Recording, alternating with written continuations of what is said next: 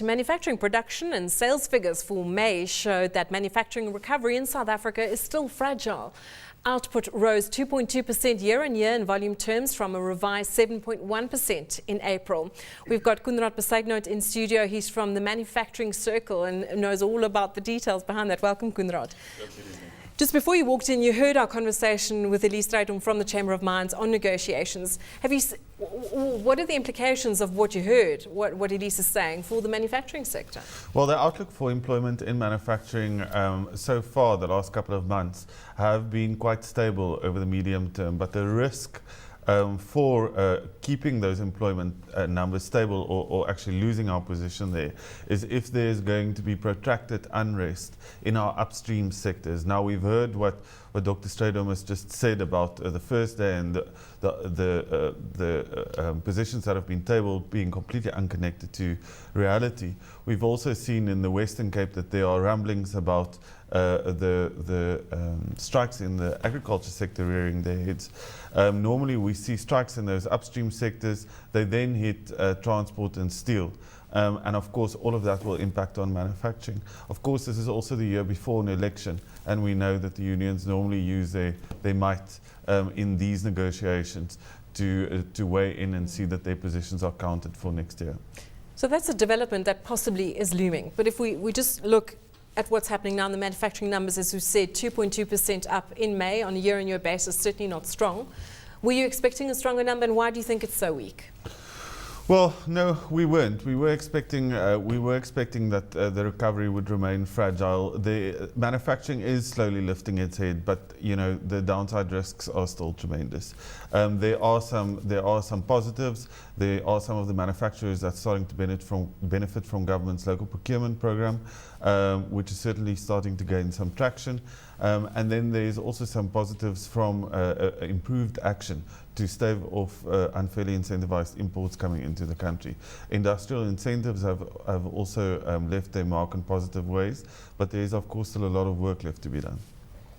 Kunrad, you said you see the sector raising its head, and that sort of worries me a little bit, because I know we look at April and there was a revised number of growth of 7.1, but I think that was just an outlier. No, of course. Statistical, but we look at May, year on year, up 2.2%. The last 3 months, on the previous 3 months, and that was up just under 1%. Month on month, down by 1.7%. Now, doesn't that say we're steadily slowing and the brakes are coming on harder? Well, you see, I would actually think that at the moment we're going to keep at a slow pace, but you know, it's difficult to say. When the strikes come, it may be a different picture. The first 3 months we had very particular issues plaguing the first quarter that were very particular to that quarter. There were shortages of steel, tin plate, there were shortages of coking coal, which we haven't seen before. And that's added to other frustrations such as shortages of capacity in rail and port and so on. And then of course there's now also some increased concern around security of electricity supply. So Kunrad, the points you've just made, I mean, that was in your media release, and I made a list of them, all these negatives for manufacturing. But what's good for manufacturers in South Africa? What's helping them? Well, there are, if you look at the sectors that have done the best and added the most to growth, being steel, being automotives, being glass sector and so on, those are the ones that are benefiting from well-structured incentives, particularly automotives. They are benefiting from investments in new product lines and investments in increased efficiency. And they are also benefiting in a great number of instances from improved government action to, I suppose, support manufacturing through better trade, remedy, employment, and so on. So those are the positives. Government's local procurement program is pulling off, but we really need to see that the private sector buys into this as well. The Manufacturing Circle has taken a first step there where we actually now monitor local procurement by manufacturers, which we found 80% of them to at least procure 40% or more locally. We would like to see at least some of the other sectors also monitoring their local procurement to try and, because if we don't, it's about the sustainability of the economy. More than anything else. If we don't keep it sustainable, then our finance sector, retail, none of that's going to last as well as we think it's going to. Conrad, listening to you, and that usually is my impression when you speak, and you speak really well, but is that you're a lobbying group and your message to government is you need to support manufacturing. Now, is it unrealistic to expect South African manufacturing to be competitive in its own right without the incentives that you're calling for? Well, I think it's a question of making the trade-offs that you need to make to go where you want to go. If we say in our economic policy documents and so on that manufacturing is the way that we are going to create jobs, and truly there is no plural economy that's made it to prosperity without a flourishing manufacturing sector, then we really need to take into account what's happening in our competitive economies where manufacturing is also very important. Electricity, for instance, have we gone the right way with administered prices? Are we tackling it? Are we coherent in the way that we execute economic policy? We know the answers to that is not yes. And so there's clearly room for improvement. That is what we are lobbying for. We are not only lobbying for we're not lobbying for the sheltering of manufacturers. We're lobbying for us to face up to the reality of what's happening outside and stop being obsessed with our navels, I think. Yes, Ian? I went along to the presentation given by Brian Damas for Eskom's year-end today. What I was quite impressed with, I mean, I know he's a good salesman, but he was really strong on the view that they will have their first sector of the Medupi plant operating by the end of the year. That's putting in an extra 800 megawatts and another 800 megawatts by the middle of next year and more by the end of the year.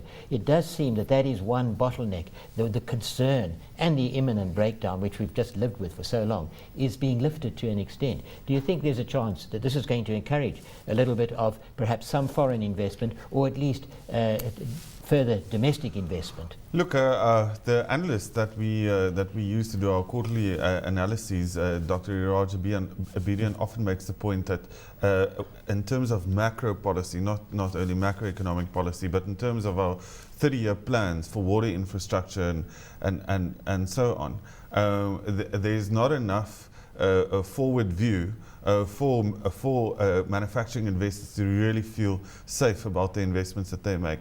The more we move in that direction, and Medupi coming online is certainly the first step, the better position we'll be in. Of course, there's a number of manufacturers that's moved away from electricity because it's become so expensive. Unfortunately, they're now in a position where if they move to gas, they're facing the highest gas prices all of a sudden in the world. So, you turn in one direction, then you're counted there, then you turn the other way.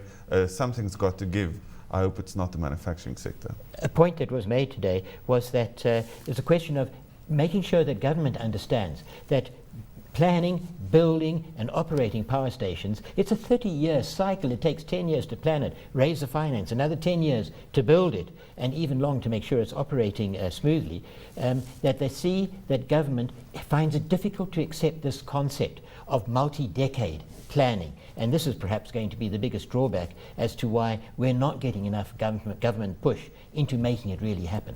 No, I can only agree there. Look, we found, and in my previous position at BUSA, we've also found in many of the high-level negotiations that because of the different milieus that we come from, because of how finance works in the public sector, there's a very different way to approaching it. Money comes in at the beginning of the year, needs to be gone by the end of the year, and you need to show certain things for it. Investment happens very different, and it happens in a very different way in the private sector. The lead times are much different and so on.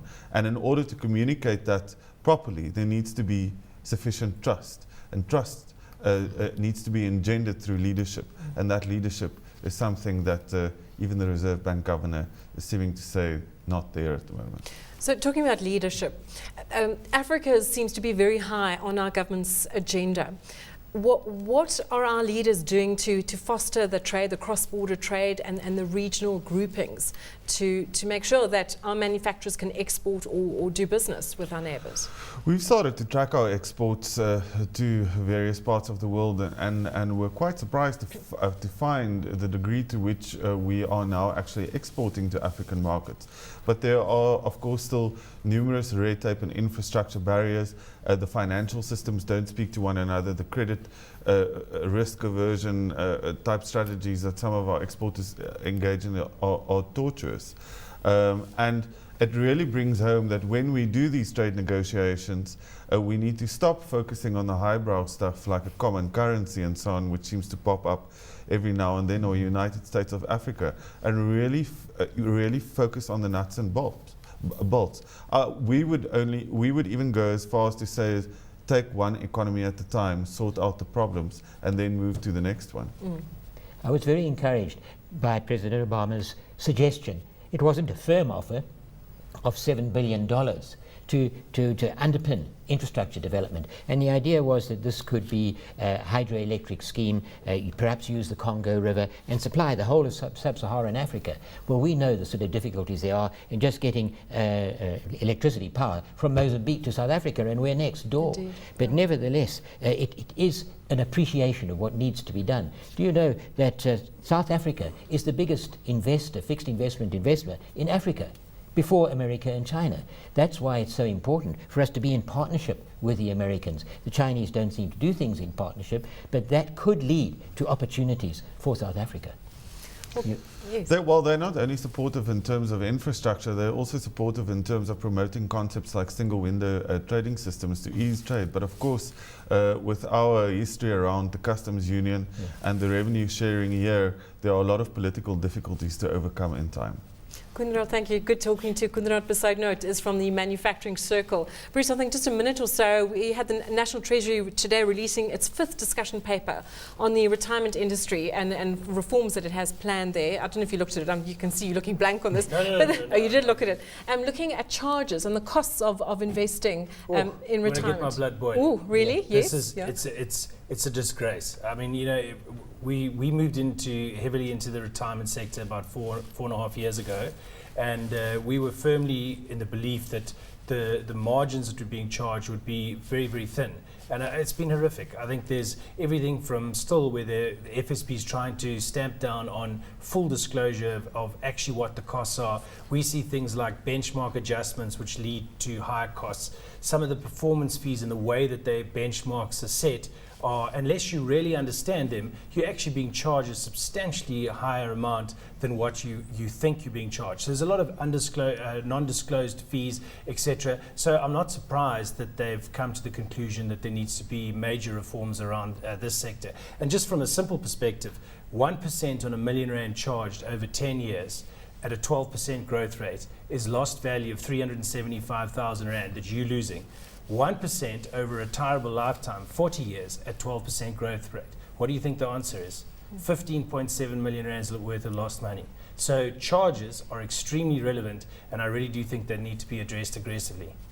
Bruce, thank you. It was a really good point. And the other point, so aside from charges, and thank you for illustrating it and bringing it to life in that way, the other point that this discussion paper made was, as we know, when many people resign, they exit their retirement fund, and they say 1/3 of South Africans leave their retirement fund annually.